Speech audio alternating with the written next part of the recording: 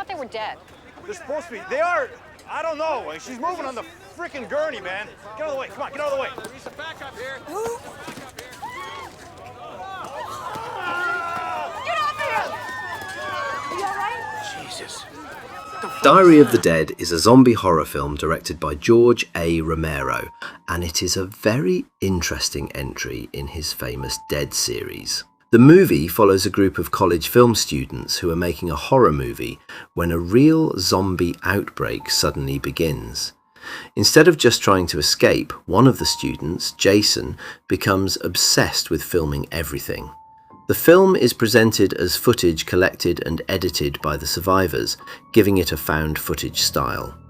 Romero uses this idea to tell a zombie story that feels more modern, even if some parts are a bit messy. One of the best things about Diary of the Dead is how it connects to the other films in Romero's series. It goes back to the very beginning of the zombie outbreak, like Night of the Living Dead from 1968. However, it is not really a direct sequel to that film.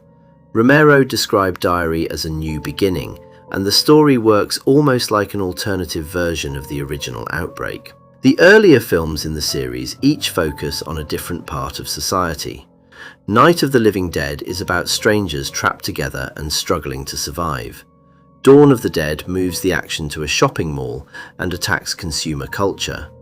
Day of the Dead focuses more on the military and scientists, while Land of the Dead shows a society divided between rich and poor people. Romero himself explained that the zombies are really a way of exploring how people react to disaster.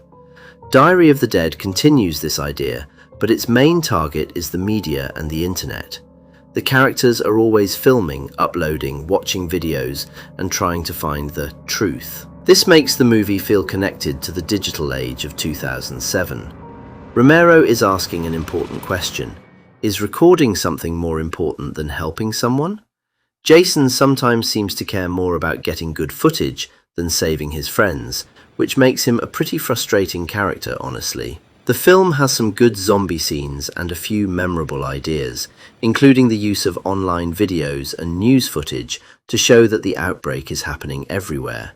But it is not the scariest film in the series. The narration can also become annoying, and sometimes the found footage style does not quite make sense. Critics also noted that the film has strong ideas about media and society, even though its execution can be uneven. Overall, I think Diary of the Dead is a flawed but interesting George A. Romero movie.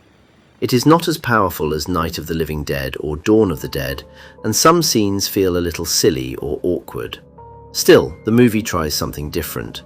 By linking zombies with cameras, the internet, and modern media, Romero brings his old ideas into a new generation.